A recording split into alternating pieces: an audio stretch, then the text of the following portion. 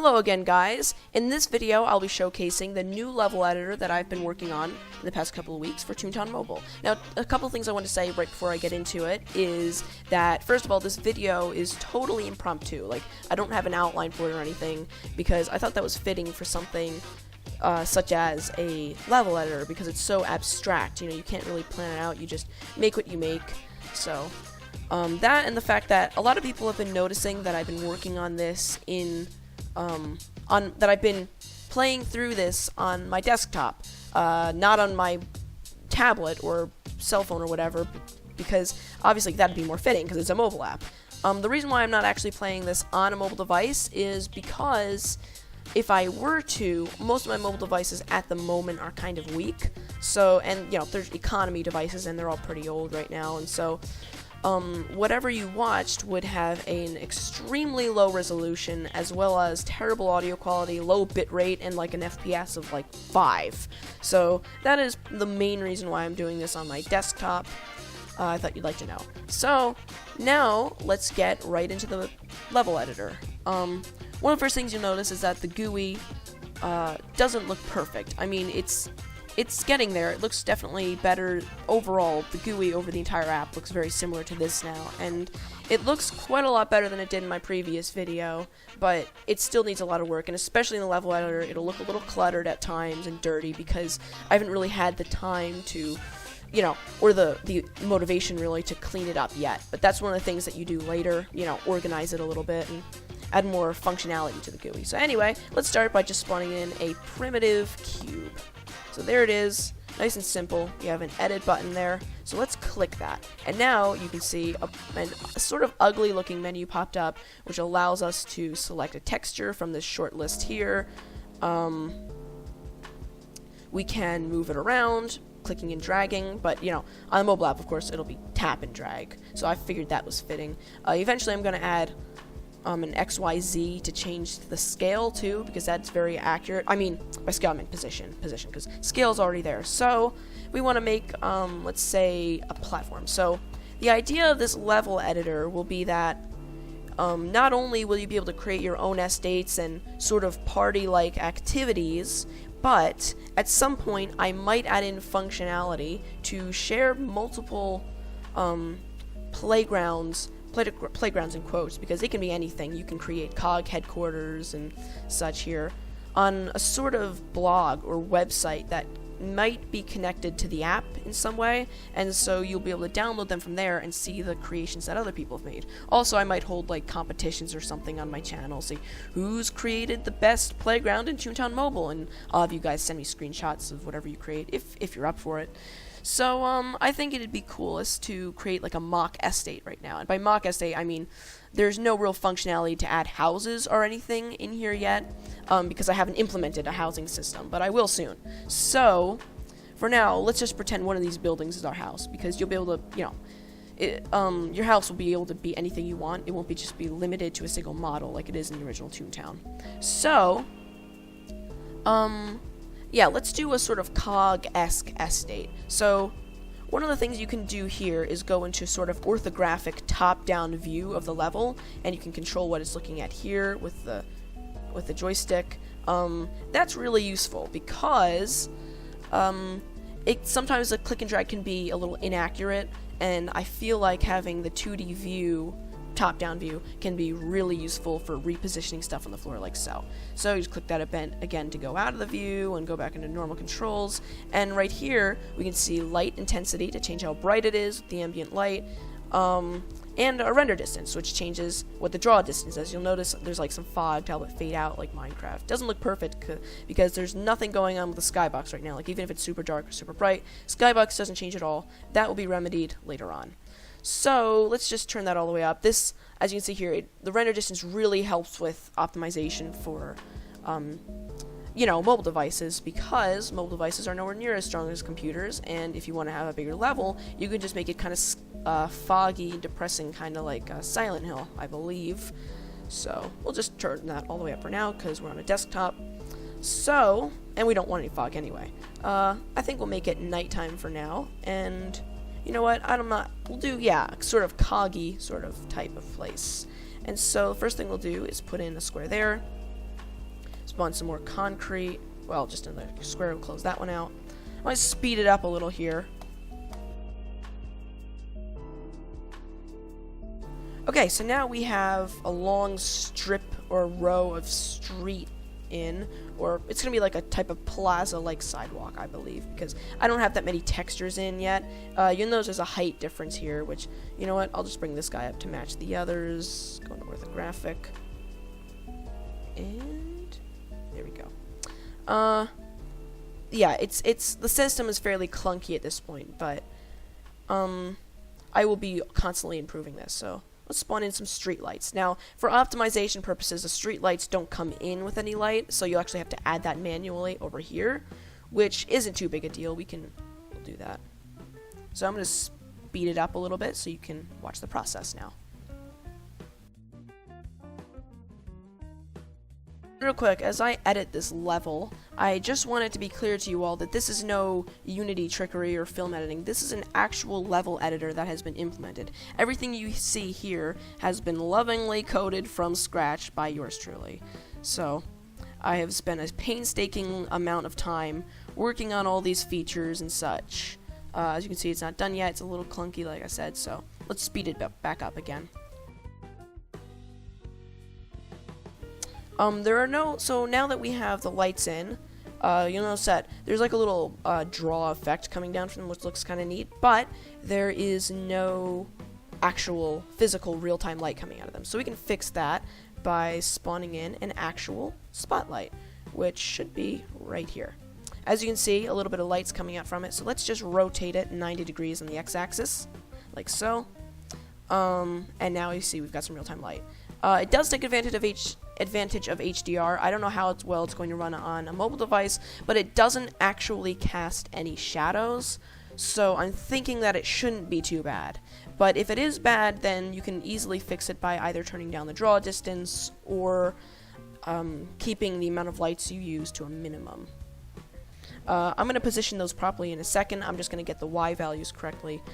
I'm going to get their height value correctly right now, rotate them. And then the orthographic view, I will position them correctly, because it can be kind of hard doing that here. Let's just kind of, how many lights do we have? 1, 2, 3, 4, 5. So if you were on, say, a long, obnoxious car ride and you're bored, I think that it would be a fun activity to be able to create your own Toontown levels. I think that this would be kind of fun to do on your mobile device. Okay, so there we go. We've just got 5 generic little spotlights in there right now. So now we'll just position those over the lights. One of the hardest things about working with this level editor is getting it to serialize all of the data properly. That's one of the most annoying things so far for me working on it.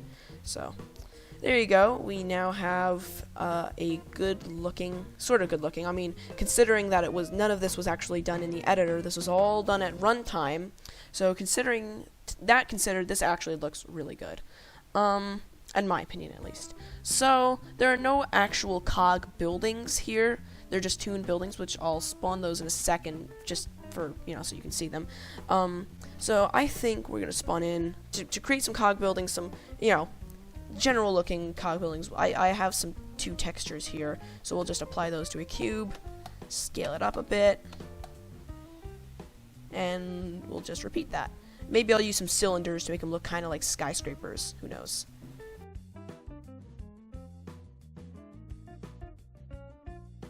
So yeah, if you weren't sure already, this will be available with your copy of Toontown Mobile when it comes out soon. I'm not going to say when it's going to come out because I myself don't even really know. Another feature that I actually have to add with this is the ability to scale textures, because you can see the textures are actually kind of skewed and stretched a little bit in some places. I mean, it's not too obvious now, but it will be later, and at that point, that ability will be greatly required. So we'll just duplicate this building here. The duplication doesn't work perfect yet, so you can't really rescale an object. I'll figure all that out later, but for now it is what it is. The important thing is you can sort of duplicate objects, because the runtime code references in the script don't actually change if that makes any sense. So if you try to modify this one, you'll end up modifying something else, to my knowledge.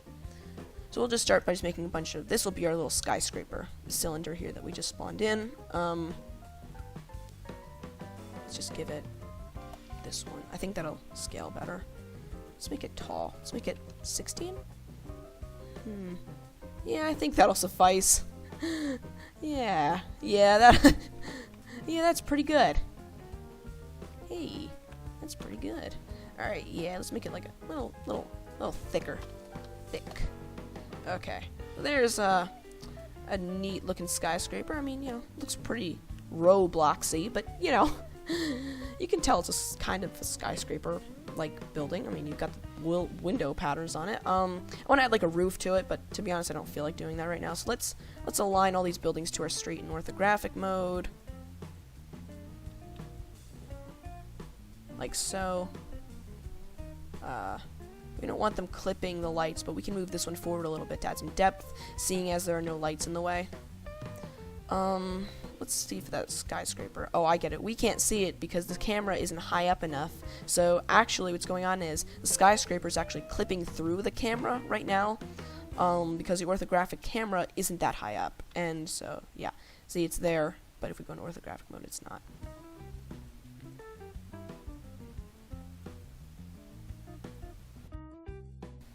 There we go. I'll take it. I'll buy it. Yeah. So now let's add in, I mean, I know these water fountains are kind of toony looking, but we're going to add them in anyway, just because, you know, I want to show you guys what they look like. And any playground you make obviously isn't going to be totally canon to the game. So, let's, here's our water fountain. Of course, it's not animated. Like, if you actually saw these, which they are in the game in the gardens area. I just rescaled it by accident. Oh well. Let's just take it down a little bit to 45. So in the area where you actually will be seeing these in the gardens area, they are animated and you can see the water dancing a little bit, but I could easily fix this by adding an animation to it. I just forgot to do that, so that's something I'll have to do. Let's just put this here like a little pool. I think it kind of works, but we'd have to I'll have to add an option to substitute the water for oil or grease or whatever black substance the cogs use for their water. We put in some dead trees right here.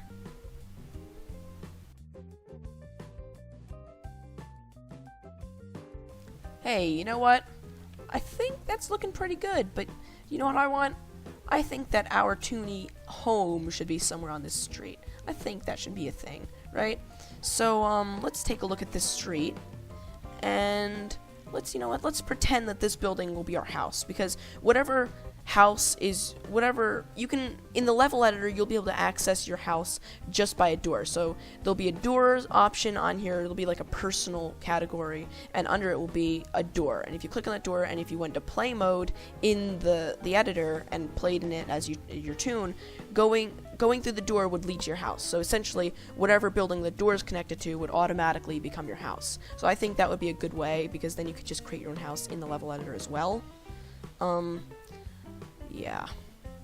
Let's take a look at this building here. One problem at the moment is finding which edit button goes to which building, because there's so many of them. So if I could find a way to kind of, organize that a little more at some point.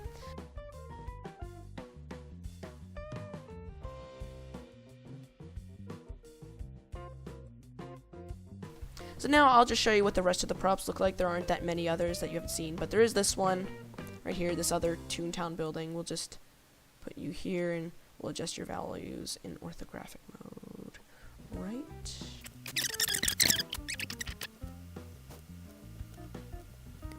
Okay, so this will be the house at the other end of this little mock street that we've created here. Well, technically it's more of a playground because there's no cog path tracks or anything here.